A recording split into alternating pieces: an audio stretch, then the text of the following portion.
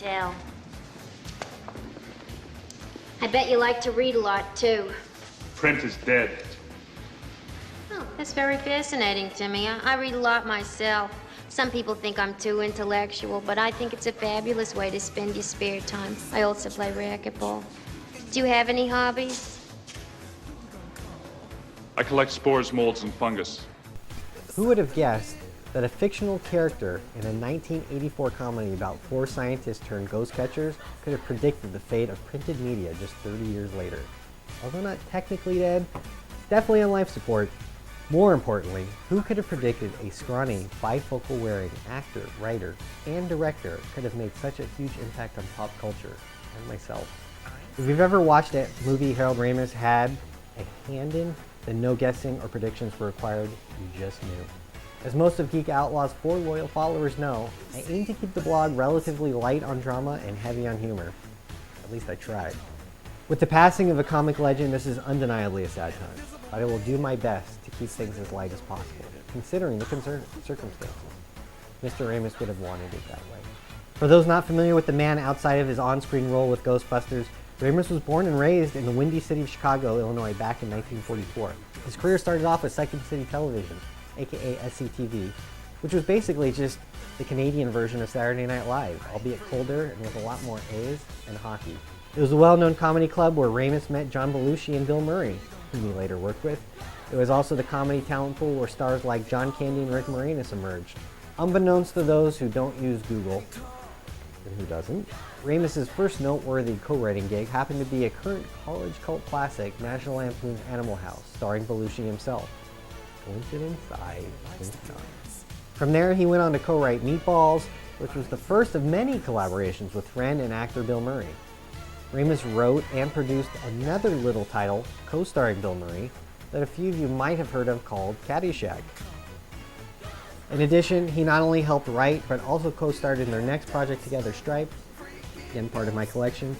A few other hardly known fun facts include Ramis' voice work as Marty the Moose in National Lampoon's Vacation, which he directed as well. Ghostbusters followed suit right after those films, but Ramis also went on to write, direct, produce, and act in several memorable films, which include, but are not limited to, Back to School starring Rodney Dangerfield, Multiplicity with Michael Keaton, and Analyze This and That, featuring Billy Crystal and Robert De Niro. As a whole, many argue the crown jewel of his career is another Bill Murray classic, Groundhog Day, for which Ramis was a writer, producer, director, and even worked in a small role of Punxsutawney's only neurologist. It's the kind of hard work that makes the 40-hour work week seem like a cruise to the Bahamas. Nevertheless, even when taking into account the entirety of his career accomplishments, Ramis will always be remembered for Ghostbusters, and even more specifically, Egon Spengler. We often hear stories of actors and actresses whose panties get all afluster at the thought of being remembered for one specific role they play.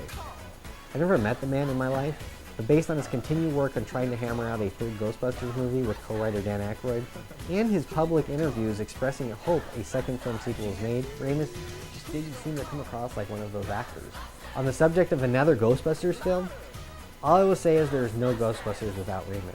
Just as there's no Ghostbusters without Murray, no Ghostbusters without Aykroyd, Reitman, and yes, even Ernie Hudson, I remember you. Ghostbusters is a true classic because it is the sum of all its parts. From the acting, the directing, to the chemistry between good friends, the film will stand the test of time because those things came together in a way that can never be recaptured in another Ghostbusters film.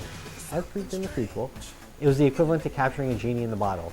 And without Ramis' writing and portrayal of Egon, it just wouldn't have been the same, regardless.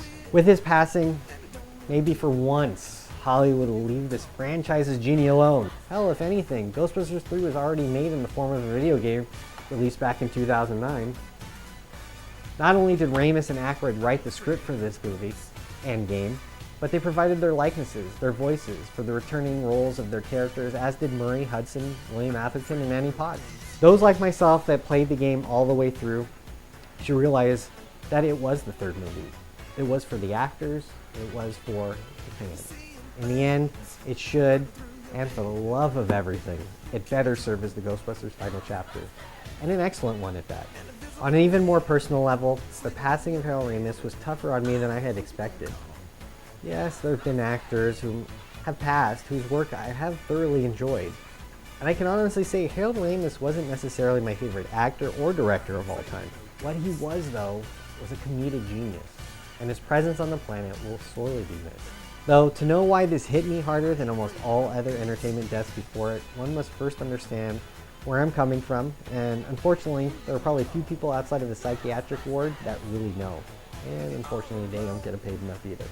You see, at the youthful age of 6, seeing Ghostbusters on the big screen for the first time, it was one of those memories from my early childhood I'll never forget. It stuck with me like the love of Twinkies, growing exponentially with each passing year. If you measured that love with Ghostbusters standards by today, it would be a Twinkie, 35 feet long, weighing approximately 600 pounds. Maybe you heard that one before. Thus, when Harold Ramis passed away at the relatively young age of 69, it was in essence like losing the very first piece of my childhood. If you grew up as a youngin' during the 80s, you might be experiencing the same type of grief this outlaw is as well. In a weird geek pop culture kind of way, the loss of Mr. Ramis really hits home because when the people responsible for the entertainment you grew up with start to move on from this world, you start to think about your own mortality and mortality of the ones you love around you. You realize that actors are people too. They aren't invincible like the films and shows you love that freeze them in time at the hit of a button. Despite my receding hairline, which is cleverly hidden, and the increase in wrinkles and the decrease of memory, mostly a male attribute, it took the passing of a Ghostbuster for me to realize that I'm indeed getting older, and everything in my own world is getting older around me. Instead of 36 going on 15, I now feel like 36 going on 21. For generations upon generations to come, Harold Ramis will be remembered for making people laugh and doing it well. Be it in front of the cameras or behind them.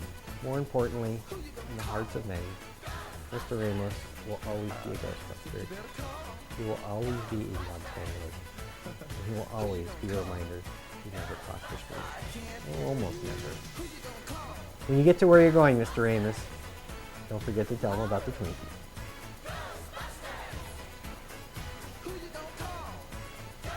For SLICEnews, this is your Geek Outlaw, Hayden Lawrence.